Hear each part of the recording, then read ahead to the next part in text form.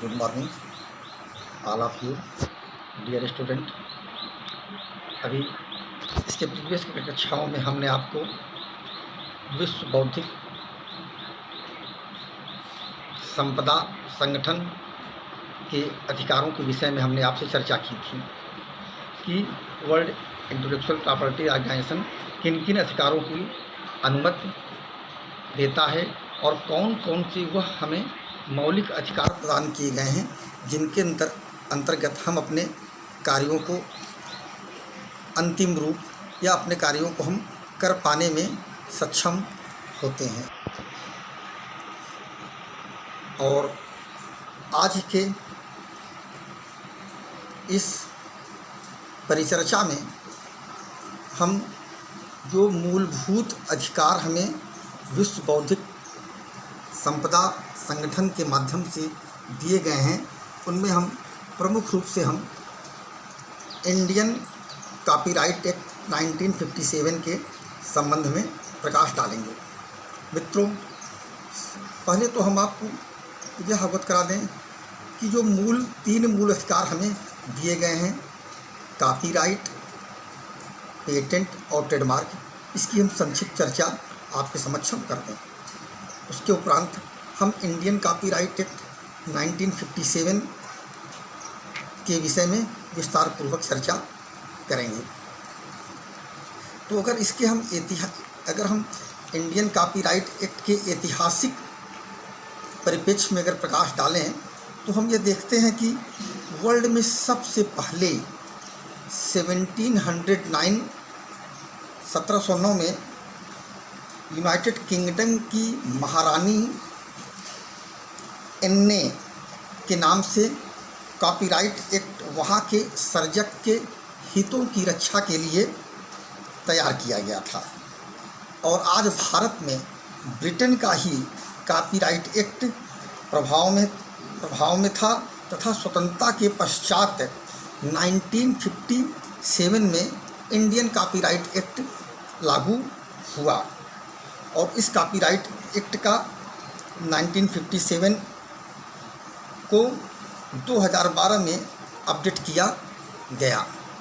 अब कॉपीराइट एक ऐसा कानून होता है जिसका उद्देश्य अर्थपूर्ण कला, लेखन, चित्र, संगीत, कलात्मक कृतियों पर लेखकों या रचनाकर्ताओं को उसके द्वारा किए गए रचनात्मक कार्यों पर निश्चित अवधि के लिए कानूनी तौर पर स्वामित्व प्रदान किया जाता है या उनको एक अधिकार प्रदान किया जाता है एक निश्चित समय के लिए, और बिना लेखकों या आविष्कारकर्ता के अनुमति के इसको किसी भी और व्यक्ति द्वारा इसको उत्पादित नहीं किया जा सकता।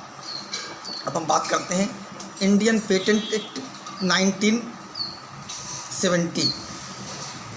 पेटेंट जिसे हम हिंदी में एकस्व के नाम से भी जानते हैं।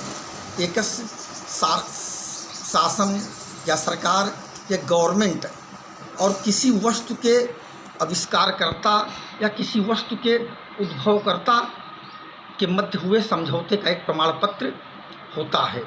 इस प्रमाण पत्र के द्वारा आविष्कारकर्ता को एक निश्चित अवधि के लिए, एक निश्चित समय के लिए कानूनी तौर पर एक स्वामित्व या एक मालिकाना हक प्रदान किया जाता है और बिना आविष्कारकर्ता, अनुसंधानकर्ता के अनुमति के इसको किसी और के द्वारा पुनः उत्पादित नहीं किया जा सकता।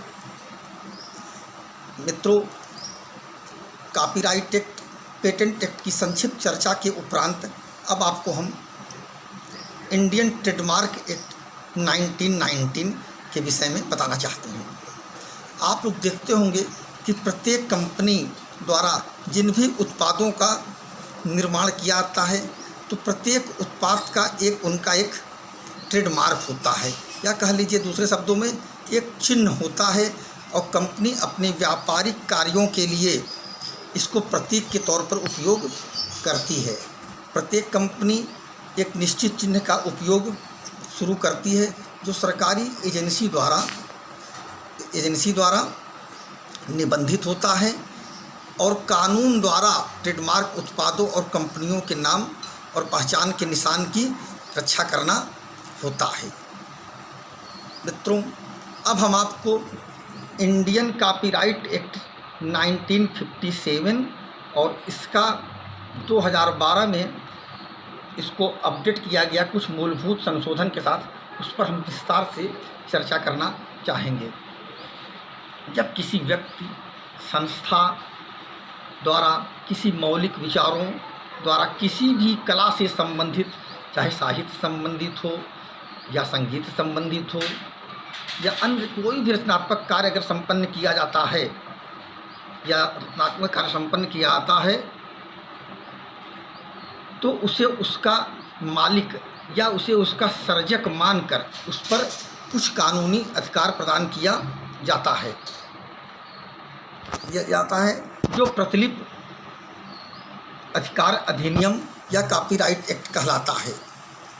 कॉपीराइट एक्ट में मौलिक सर्जक को कॉपीराइट सामग्रियों की कॉपी करने का, सार्वजनिक रूप से वितरित करने का, उसे आंशिक या पूर्ण रूप से नया स्वरूप प्रदान करने का, प्रकाशित करने का, अमल में लाने का, प्रतिनिधित्व करने का, ऐसे विविध कार्य अधिकार शामिल किए गए हैं।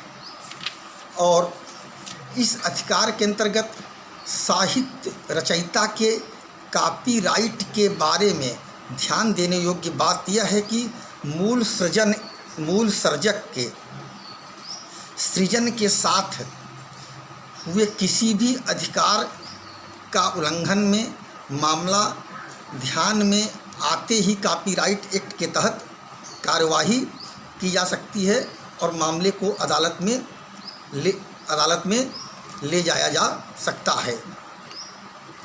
और इसके लिए भी हमारे international copyright organisation, Indian copyright organisation ने भी कुछ प्रतिबंधों के साथ कुछ अपने नियम बनाए हैं। जैसे इंटरनेशनल कॉपीराइट एक्ट के अनुसार, उनके मुताबिक मूल सर्जक के निधन के पश्चात, ध्यान दीजिएगा, मूल सर्जक के निधन के पश्चात 70 ईयर तक, 70 साल तक उस सृजन पर कॉपीराइट एक्ट लागू रहता है।